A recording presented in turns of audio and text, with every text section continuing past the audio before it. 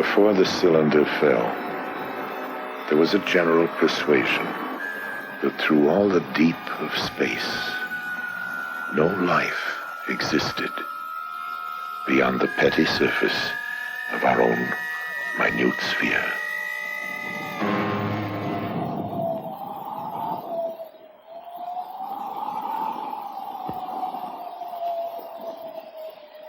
We know now that in the early years of the 20th century, this world was being watched closely by intelligences greater than man's. Across an immense ethereal gulf, minds that are to our minds as our minds are to the beasts in the jungle. Intellects, vast, cool, and unsympathetic, regarded this earth with envious eyes, and surely drew their plans against us. Hello, I'm Orson Welles, and I've been quoting from another Wells, no relation, H.G. Wells, the distinguished novelist, historian, prophet, who was also the great master of science fiction. He wrote The War of the Worlds, on which was based a certain notorious radio broadcast, which, as some of you may remember, sent many thousands of our listeners panicking into the streets all over the country. H.G. denounced me for doing it, but later when he realized that our broadcast, like his story, was not intended to cause riots, but just to entertain, we got to be good friends, and I was forgiven. Whether all those people who jammed the highways and even took to the hills to escape the Martians have forgiven me is another matter. This is it. We thought that this was it. Listening to that show, I said we were very impressionable at that age because of Buck Rogers and Flash Gordon, and that really made a big impression on us. One fellow in particular who owned a store took the money from his cash register and loaded his car up with food and took off for the mountains and left his wife and children at home. New York City was just demolished, and they were coming closer. All of North Jersey is an inferno, and they are proceeding south. I can conceive of no nightmare as terrifying as establishing such communication with the so-called superior, or if you wish, advanced technology in outer space. George Wald is a Nobel Prize-winning biologist, one of a group of distinguished scientists meeting on the subject of extraterrestrial life. All of the people you will be seeing in this program, scientists, radio listeners, Orson Welles, have one thing in common. Each has had reason to believe in the likely existence of non-earthly life in the universe. I think there's no question but that we live in an inhabited universe that has life all over it. What I'm imagining is the facts that I've just stated becoming generally known, so that people know that out there is a million other civilizations. They all look fabulously ugly, and they're all a lot smarter than us. That seems to me useful and a character-building experience for mankind. From the monstrous Mars life of his famous broadcast, Orson Welles will be taking us through science fiction to science fact, to the new view of extraterrestrial life now emerging from probes to the planets, interstellar discoveries, and findings about the nature of life itself. A real picture as astonishing in its way as the science fiction of 1938. If there is life out there, intelligent life, How did we ever get the notion that it might be otherwise than friendly? Well, Mars, of course, is the god of war, so the planet bearing his name might be expected to have warlike intentions. In our broadcast, the Martians were as aggressive and ruthless as any human being. Ridiculous assumption on the face of it. They were supposedly as bad as we are, at our worst, and also much uglier. They brandished death rays in their slimy tentacles. And for a while at least, just toward the end of the radio play, they appeared to be totally invincible. What finally stopped them? Well, here's the way it went.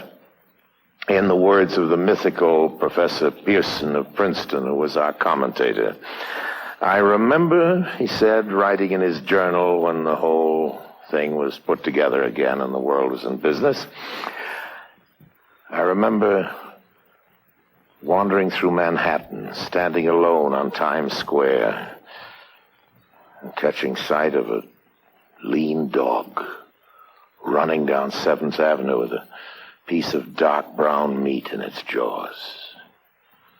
I walked up Broadway, past silent shop windows, and suddenly I caught sight of a Martian machine.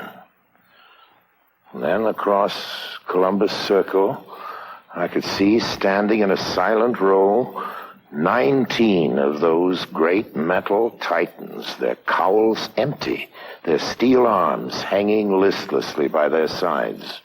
And I looked for the monsters that inhabit those machines, and then, before my eyes, I saw them stark and silent, the Martians themselves, with a flock of hungry birds pecking and tearing brown shreds of flesh from their dead bodies. And later, when their bodies were examined in laboratories, it was found that they had been killed by disease bacteria, against which their systems were unprepared. Slain after all man's defenses had failed by the humblest thing that God in his wisdom had put upon this earth, the common cold. And that's the way it was. Well, quite a lot of things have happened in the world since then. An invasion from the planet Mars, that at least is one thing that didn't happen. But in a way, you know, we have been invading Mars. If Mars hasn't exactly been invaded, well, it's certainly been investigated, not attacked, but thoroughly, very thoroughly studied. Observations of Mars had begun long before our broadcast, and even back then, in 1938, it seemed plausible to many people that life could have developed on Mars, just as it had on Earth. Peering through telescopes, scientists had seen what? Well, first a planet that, like our own Earth, had polar ice caps.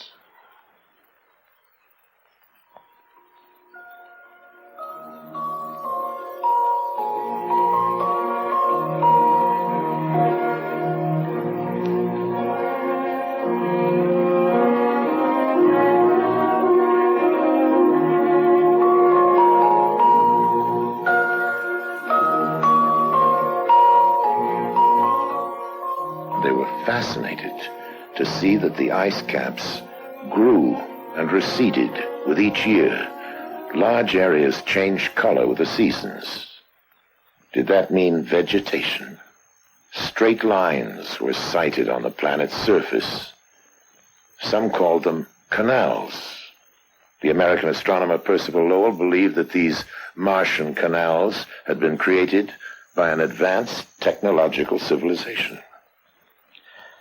First in 1965 and then again in 1969, NASA sent spacecraft to fly by Mars and send back scientific measurements and close-up photographs. This is picture 21, a red picture, wide-angle picture, fantastic picture. That's beautiful. That's beautiful. Look at those little craters. This is a narrow-angle camera view. The Mariner missions were great achievements for the scientists. But the pictures of Mars showed a world of total desolation. Was Mars less like the Earth then and more like the Moon?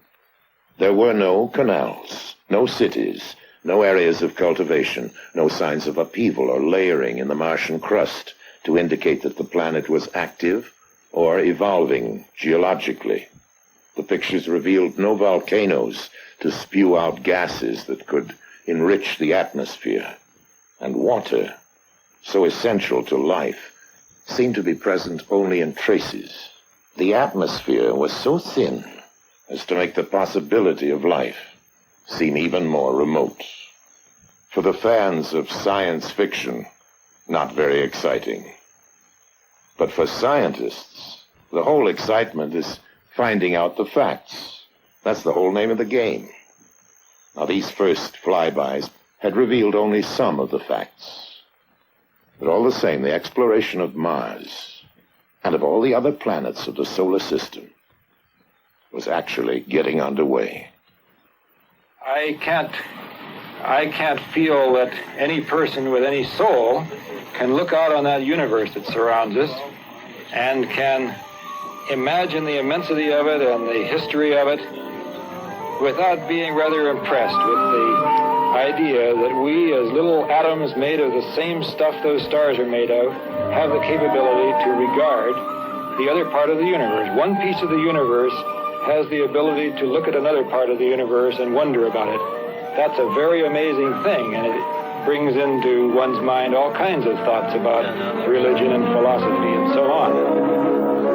But don't ask me about life on Mars, okay? In the fictional Martian story, in the War of the Worlds, it was understood that the Martians were fighting for their own survival. Their planet was growing so cold and inhospitable that they might perish if they remained. While real life confined to such a planet would fight for survival by trying to change itself, by evolving. Every living thing on Earth has evolved from the lowly, the invisibly small microbe. Given nourishment, the microbe will grow colonies so vast that they rapidly become visible to the eye. Here on our planet, microbes have adapted to survive the most hostile conditions. Arid deserts, the frozen Himalayas, in trenches under thousands of tons of pressure in the ocean deeps.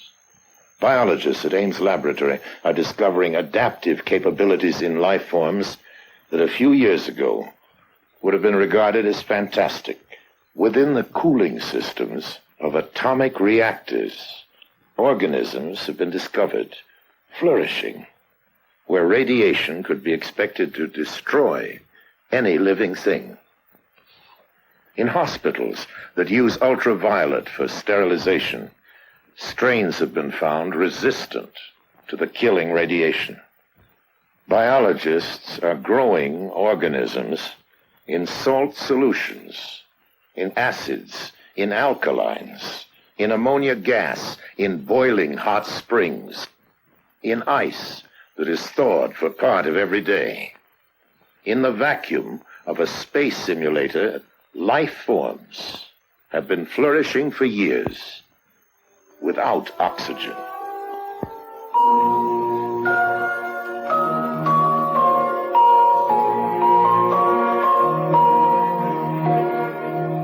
Scientists are studying the kinds of environments that could challenge life forms on the planets and moons of the solar system. Stop the Earth's rotation, remove its friendly neighborhood moon, push it just slightly closer to the sun, and scientists believe the Earth would become like this planet, Venus. Recent findings indicate that the Earth and Venus are identical in many ways. At one point in Venus history, it might even have had oceans similar to ours. These are some of the new discoveries resulting from an international Venus science conference. Many of the new findings have come from the several Pioneer Venus spacecraft sent there by NASA to study the cloud-shrouded planet at close range.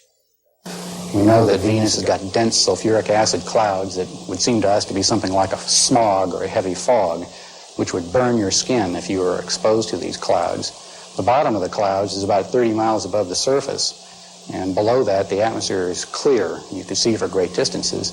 As you go deeper and deeper into the atmosphere, it gets hotter and hotter, and eventually, once you get to the surface, it's about 800 degrees Fahrenheit. It's like being inside of a self-cleaning oven.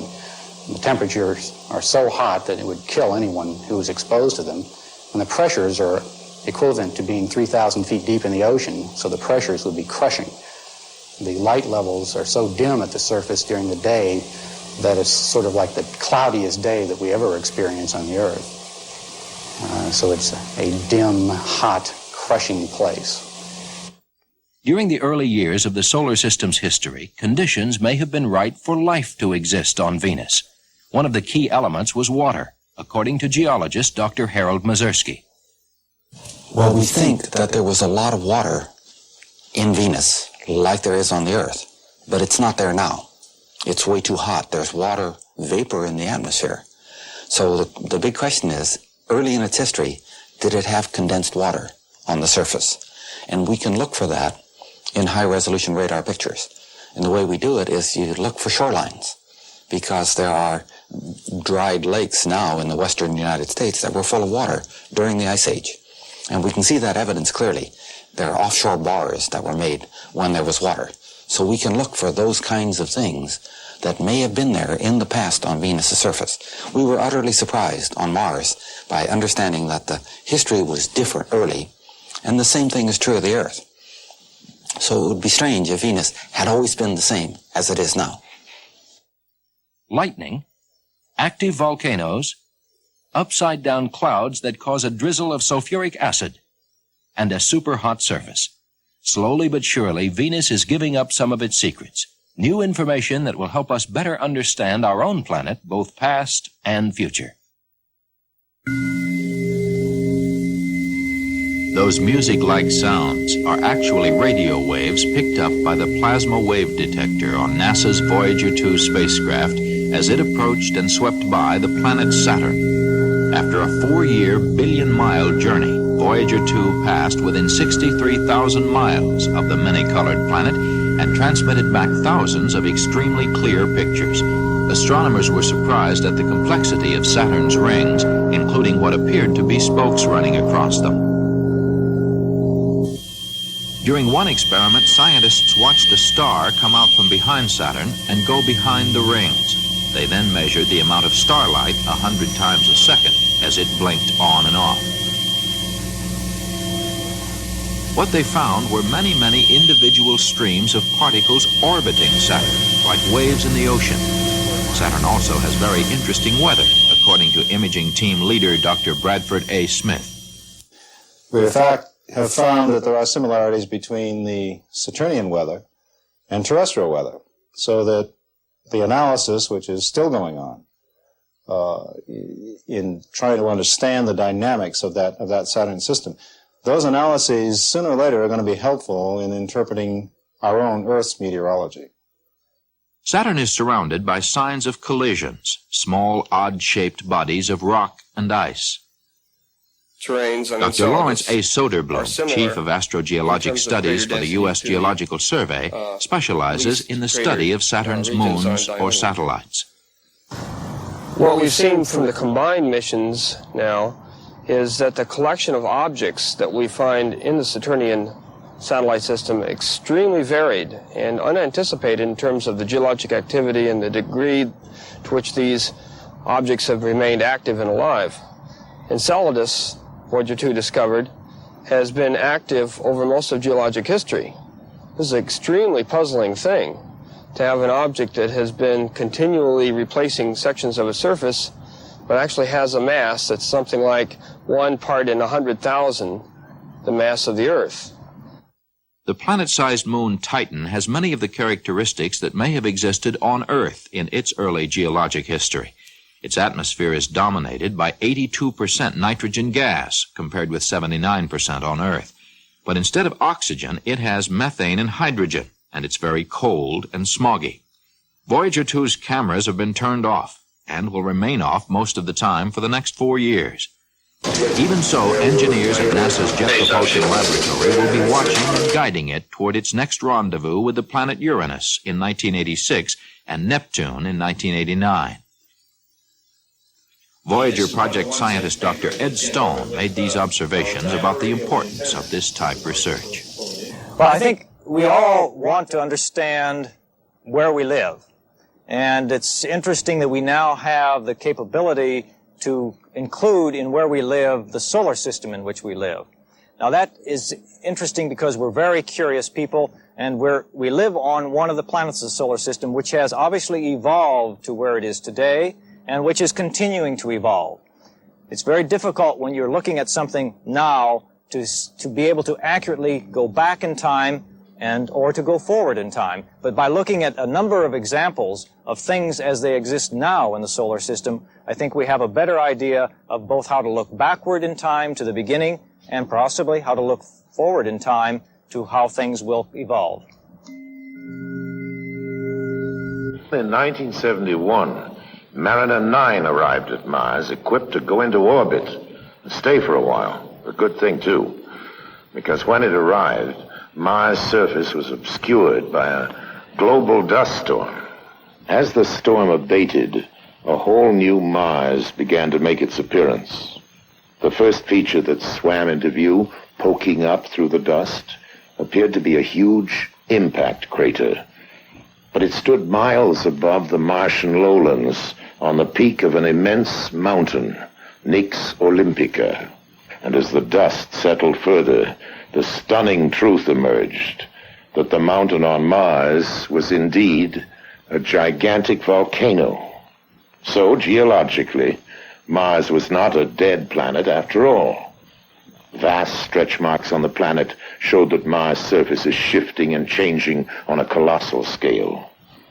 Mars is beginning to look, geologically at least, more like the Earth and less like the Moon. And then new evidence of water has begun to turn up in surprising ways. Among the many clouds in the Martian atmosphere, some have been found to be composed of water. Then close-ups of the surface have begun to turn up strange, sinuous patterns. Some compare with the patterns cut into the surface of our own planet by the Mississippi River. Slowly the interpretation emerged that only a fluid flowing continuously over the Martian surface could have caused such patterns of erosion. Some scientists didn't agree, but astronomer Carl Sagan theorized that Mars indeed contained a great deal more water than we'd supposed. The water might remain locked within its crust as permafrost during ice age times such as the present, but during cycles of warmth, when the polar caps release gases to form a heavier atmosphere, the water may be released into clouds. Such clouds could bathe the planet in rains for thousands and perhaps millions of years. If Sagan's interpretation is correct, life could have originated on Mars in favorable cycles and may have adapted itself to harsher conditions as they developed, and indeed may exist on Mars to this day. Exobiologists are studying other environments, even as they prepare to search directly for life beyond the planet Earth.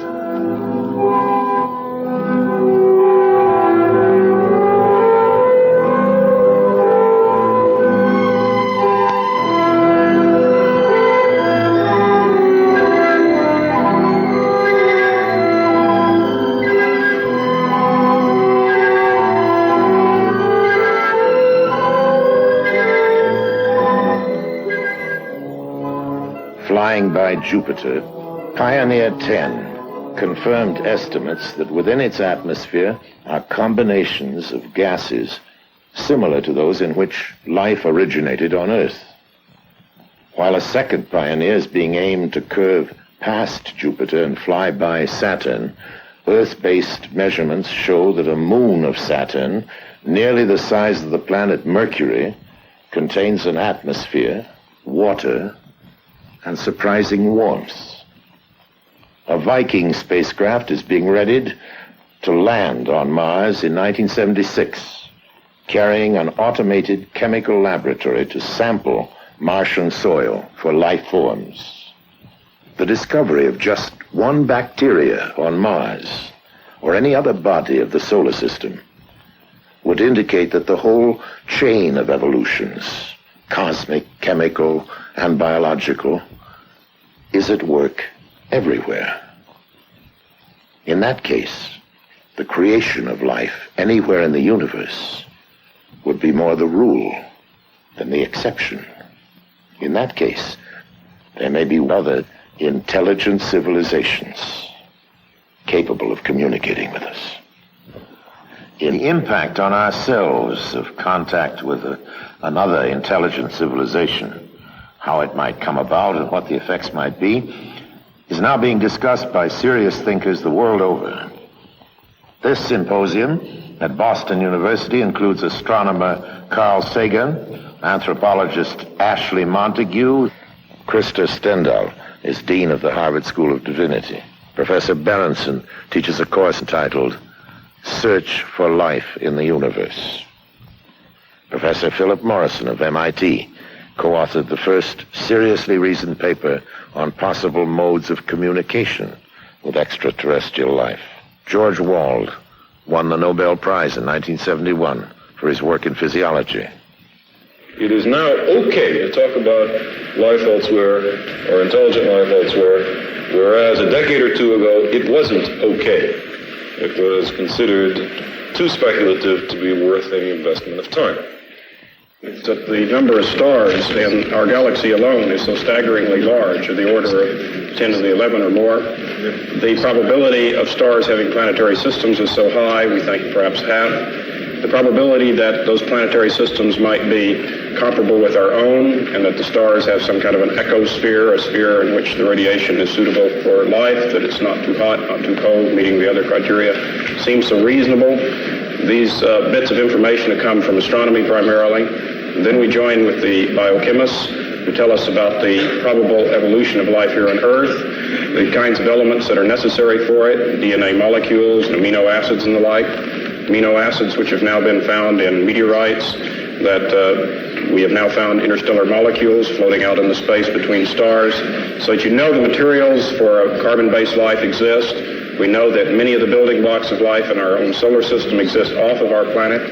If you put these kinds of probabilities together, it begins to lead to the sorts of conclusions that we started with as an initial premise, and which apparently no one on the panel has disagreed. And that is that life must exist in the universe, and it must exist quite abundantly. The most optimistic estimates, in the view of many, about the number of civilizations that there might be in the galaxy is of the order of 1 million, which means that only one in a few 100,000 stars has such civilizations. That would mean 1 billion such places just in our own galaxy that might contain life. As I believe there's a society of these groups, not just one. There are probably very many. If there's only one, we have no hope of finding them. There are probably thousands, maybe as many as 1 million. They probably already have had a long history of this same experience of finding new ones and bringing them into the network. And I would imagine if an advanced civilization wanted to talk to us, they would say, oh, well, look, those guys must be extremely backwards. Go into some ancient museum and pull out one of those, what are they called, radio telescopes, and beam it at them. In 1970, a study of the feasibility for picking up interstellar communication was made in California by a number of radio scientists there, as well as astronomers and others. It's called Project Cyclops. The outcome of that study was that the United States had the technical capability of building a large radio array, which would be able to scan the heavens with fairly great resolution and power sensitivity out to a distance of many hundreds or possibly thousands of light years, with the very distinct possibility of picking up a signal if it were there. Our present technology is able to detect ourselves anywhere in this galaxy of about 250 billion stars. First, the people beaming the message will be incredibly alien. Even if their biochemistry resembles the biochemistry Professor Wald teaches, it will not be all that close, you know. It will have enzymes, but it will be the LD situation will be quite different, and I don't know what chains of enzyme systems they will have at all. And you couldn't eat their food, very likely, even though they're the same biochemistry. Any more than we eat the food of a mushroom, it's very difficult to eat that.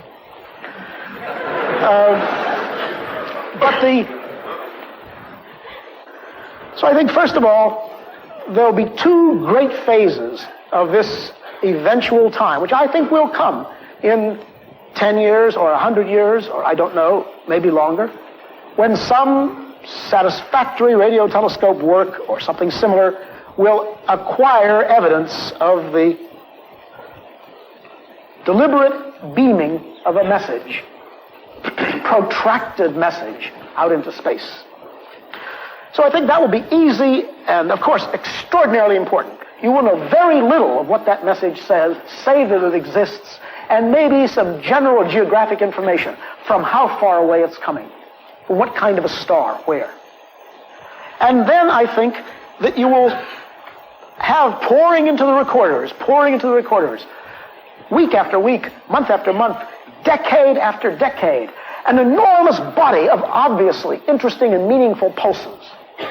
And you'll be able to read them slowly and fitfully, because they will not be coded, but they'll be anti-coded. That's to say, the people who designed them, the beings who designed them, will have thought very carefully how to make the maximum number of mathematical clues. The best way to single out the meaning will be made available. I think the most important thing that it will bring to us, if we can finally understand it, will be a description, if it exists at all, of how beings disposing of great technology were able to fashion a world in which they could live and persevere and maintain something of worth and beauty for a long period of time. And finally, it would end our social and cultural isolation. To date, we have been bounded not only into our own countries and into our own small regions on this planet, but most assuredly within our solar system itself. If there are the tens of billions of other civilizations which the predictions indicate might be, then we would join a larger galactic community. In 1976, we're going to be able to explore Mars for perhaps not so humble microorganisms. Before and after that, we'll be searching the planets and the galaxies for clues to fill in the new patterns we're discovering. The evolution of evolutions that has produced us and the possible millions of other civilizations. It is conceivable that a spherical ship will land in front of the Washington Monument, and a figure with 4 antennas and otherwise looking like the professional football player will walk out and demand to see our leader.